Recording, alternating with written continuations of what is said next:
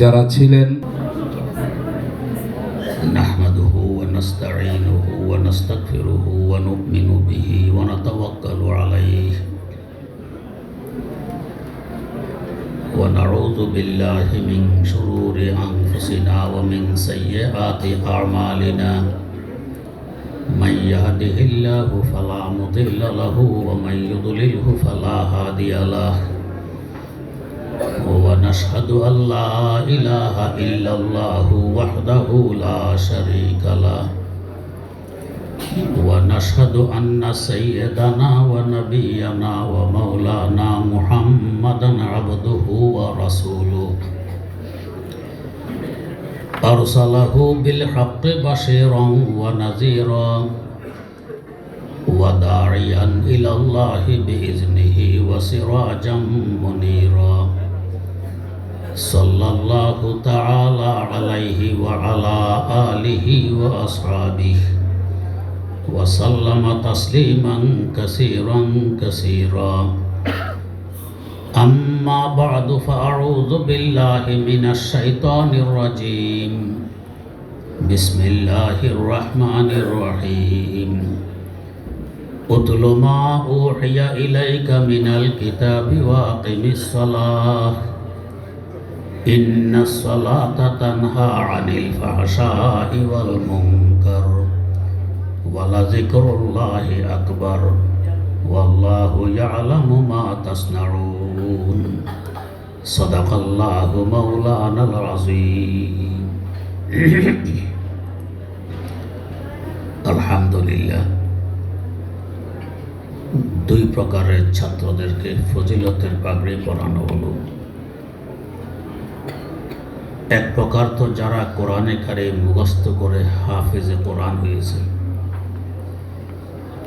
আরেক প্রকার যারা কোরআন বুঝার চেষ্টা করে মেশকাতে জমাত শেষ করেছে। হাদিস শরীফে আছে আল কোরআন কালামুল্লাহ, কোরআন আল্লাহ রাব্বুল আলামিনের কথা, কথার বাড়ি অন্তর। আমার কথা আমার অন্তরে থাকে, আপনার কথা আপনার অন্তরে থাকে। এই হিসেবে আল্লাহ রাব্বুল আলামিনের কথাও তো থাকবে তার কুদরতি অন্তরে। আমি যদি আমার কথাগুলো আমার অন্তরে রেখে দিই, জবান ব্যবহার করে ব্যক্ত না করি, আপনারা উপকৃত হতে পারবেন না। আল্লাহ রাব্বুল আলামিনও যদি তার কথাগুলো তার কুদরতি অন্তরে রেখে দেন, বের না করেন, আমরা বন্দাগণ উপকৃত হতে পারবো না। তাই তিনি মেহেরবানি পূর্বক তার কুদরতি অন্তর থেকে কথাগুলো বের করলেন, উদ্দেশ্য আমরা। কিন্তু সরাসরি আমাদের অন্তরে না পাঠায় দিলেন লোহে মাহফুজে। লোহ মানে তক্তি, সিলেট। মাহফুজ মানে সংরক্ষিত সিলেটে রেখে দিলেন। সিলেটার তক্তিতে থাকে লেখা। এর আগ পর্যন্ত ছিল কথা, কালামুল্লাহ। এখন হয়ে গেছে লেখা তথা কিতাবুল্লাহ। আমাদের কোরআনে কারিম একমাত্র কিতাব, দুই গুণে গুণান্বিত। কালামুল্লাহ, কিতাবুল্লাহ, আল্লাহর কথাও আল্লাহর লেখা। অন্য কোনো কিতাব দুই গুণে গুণান্বিত নয়। যেমন তাওরাত একসাথে লিপিবদ্ধভাবে হযরত মূসা আলাইহিস সালামের কাছে পাঠানো হয়েছিল, এটা কিতাবুল্লাহ, কালামুল্লাহ নয়। যাই হোক, লোহে মাহফুজ থেকে আবার পাঠিয়ে দিলেন বাইতুল ইজ্জতে, দুনিয়ার আকাশের বাসিন্দাদের কেবলা। উদ্দেশ্য কিন্তু আমরা। বাইতুল ইজ্জত থেকে পাঠিয়ে দিলেন হযরত রাসূল আকরাম সাল্লাল্লাহু আলাইহি ওয়াসাল্লামের কলম মোবারক। তিন জায়গায় স্টেশন কেন দেয়া হলো? উদ্দেশ্য তো আমরা। এর রহস্য হল কালামের যে নূর এবং যে জ্যোতি সরাসরি আমাদের অন্তরে ঢেলে দিলে বরদাস্ত করার মতো ক্ষমতা আমাদের নেই। হয়তো জ্বলে পুড়ে আমাদের অস্তিত্ব বিলীন হয়ে যেত। তাই সরাসরি আমাদের কাছে না পাঠাইয়ে 3টি স্টেশন দিলেন। যেমন ধরুন, আমরা যখন রাত্রে শুইতে আসি, বাতি জ্বালানো থাকলে অধিক আলোর কারণে ঘুম আসে না। নিভিয়ে দিলে অধিক অন্ধকারে ভয়ের কারণে ঘুম আসে না। নিবানোও যায় না, জ্বালানোও যায় না। তখন আমরা মধ্যম পন্থা অবলম্বন করি, ডিম লাইট ব্যবহার করি। কামরায় ডিম লাইট নেই, এখন কি করা যায়? বুদ্ধি করে লাইটের উপরে, বাল্বের উপরে একটি প্যাকেট লাগাই দিই। আলো আরো কমানো দরকার, এর উপরে আরেকটি প্যাকেট লাগাই দিই। আরো কম হলে আরো ভালো, এর উপরে আরেকটি প্যাকেট লাগাই দিই। 3টি প্যাকেট। তো এবার ঠিক আছে।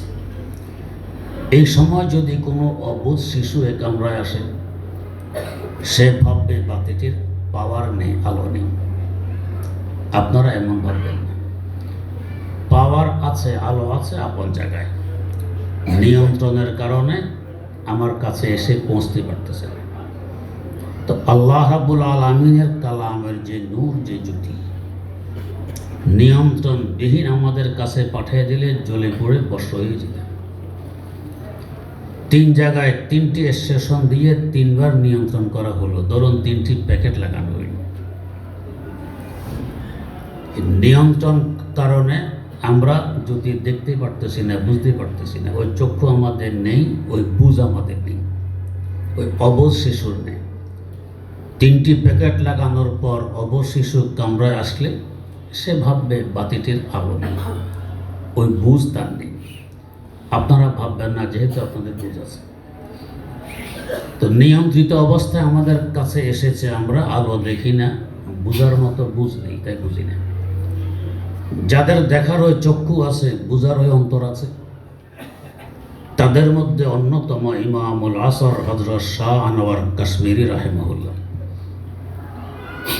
কোরআনে কারীমের জ্যোতি এবং আলো সম্পর্কে তিনি বলেন, নজমে নজমাশ দর বরাত হস্তে বরদর জাফতাব। নজমে নজমাশ দর বরাত হস্তে বরদর জাফতাব। হরফে হরফে কুশিফা হস্ত হুদা বাহরে রশিদ। পুরা কোরআনে কারীমের জ্যোতিতে পরের কথা। এক একটি অক্ষরের মধ্যে এই পরিমাণ জ্যোতি রয়ে গেছে। যদি নিয়ন্ত্রণ না করা হোক, আমাদের 20 কোটি বর্গ মাইল আয়তন পৃথিবী থেকে 13 লক্ষ গুণ বড় বিরাট বিশাল সূর্যকে পর্যন্ত অন্ধকার মনে হইত। এক একটি অক্ষরে এই পরিমাণ জ্যোতি। তো এই অবস্থায় আমাদের কাছে আসলে আমাদের কি দশা ঘটত? যার জ্যোতির সামনে সূর্যকে অন্ধকার মনে হবে, সূর্য যদি আমাদের কাছে আসে অবস্থা কি হবে? 9 কোটি 30 লক্ষ মাইল দূরে, তারপরেও তো গরমকালে গরম সহ্য হয় না, রোদে যাওয়া যায়। আর আমাদের কলবের ভিতরে ঢুকলে অবস্থা কি হইত? আর এর থেকে কোটি কোটি গুণ বেশি জ্যোতিময় কোরআনে কারীম আমাদের কলবে আসলে কি দশা ঘটত?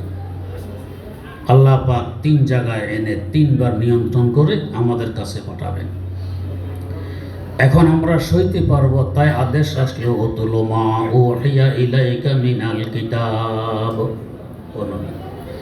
ওহীর মাধ্যমে যে কিতাব আপনার কাছে পাঠানো হয়েছে, আপনি তেলাওয়াত করে তা উম্মতকে পৌঁছিয়ে দিন। এখন উম্মত বরদাস্ত করতে পারবে। এবার আসুন, এই 14 জন ছাত্রের অন্তরে ঢুকেছে এই কালাম। এদের অন্তরে কালাম আছে, রাসূল আকরাম সাল্লাল্লাহু আলাইহি ওয়াসাল্লামের অন্তরেও এই কালাম আছে। তার মানে এদের অন্তরে এখন সাদৃশ্য হলো রাসূল আকরাম সাল্লাল্লাহু আলাইহি ওয়াসাল্লামের অন্তর মোবারকের। অন্তরটির মূল্য কেমন হবে? কালাম আছে এদের অন্তরে, কালাম আছে বাইতুল ইজ্জতে। এদের অন্তর এখন সাদৃশ্য হলো বাইতুল ইজ্জতের। অন্তরটির দাম কেমন? কালাম আছে এদের অন্তরে, কালাম আছে লোহ।